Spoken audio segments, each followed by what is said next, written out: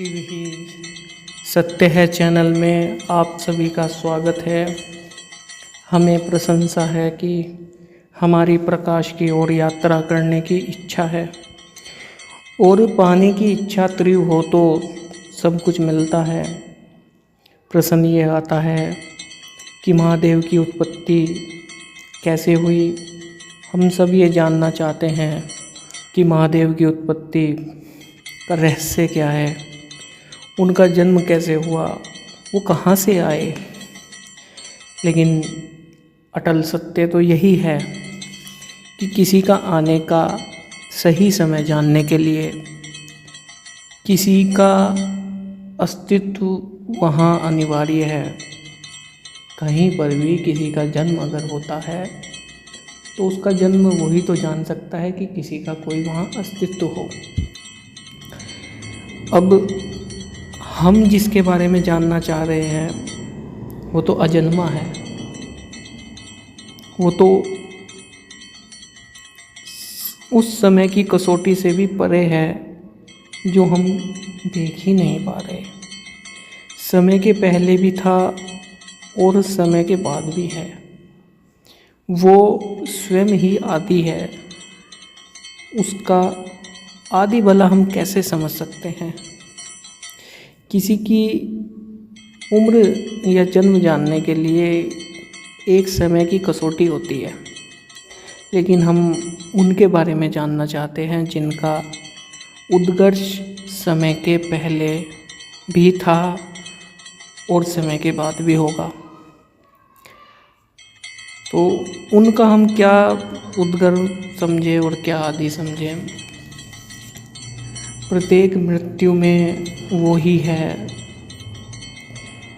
महापर्वत में है और सूक्ष्म तर्ण में भी वही है, पृथ्वी में वो है और आकाश में भी वही है।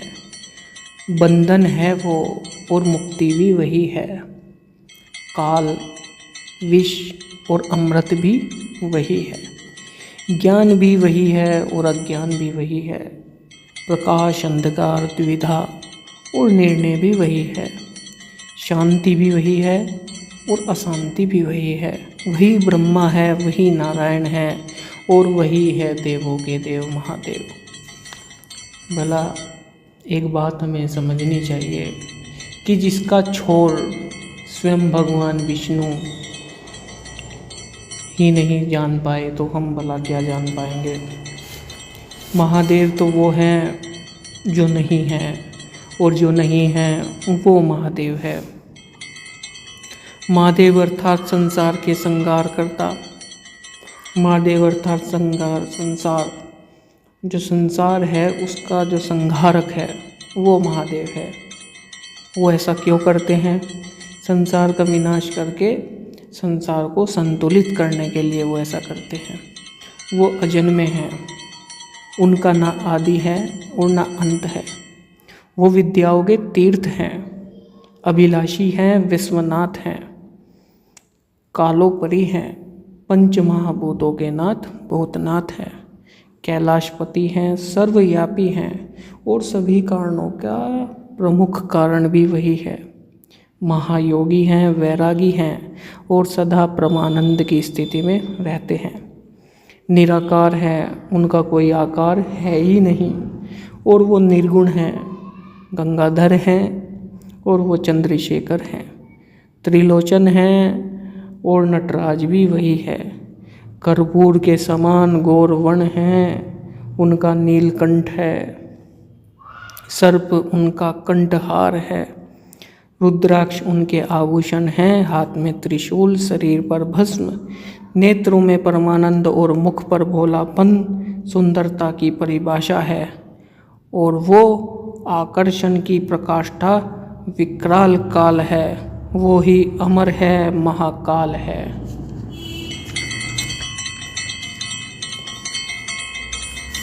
अब हम आगे बढ़ते हुए जो उनका लिंग स्वरूप है महादेव का, वो उनका आदि स्वरूप है। इस रूप में वो इसलिए प्रकट होते हैं ताकि हम सब उनका निर्गुण निराकार का सगुण आकार देख सकें, परंतु महादेव का जो मूल स्वरूप है वो तो अनंत ही है, वो असीम है, कालातीत है। महादेव तो भक्ति के सागर हैं। महादेव की ज्योति तो सर्वज्ञ है। कोई कहे महादेव कहाँ है, यही तो समस्या है कि हम जिन्हें ढूंढना चाहते हैं वे यही तो हैं, इसलिए वो होकर भी हमें नहीं दिख रहा।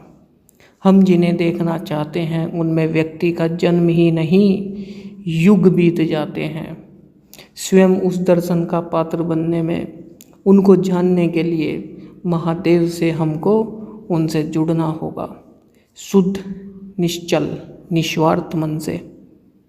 महादेव से जुड़े ना होकर भी उनसे जुड़े हैं, यही सत्य है। ओम श्री ज्योतिर्लिंगाय नमः।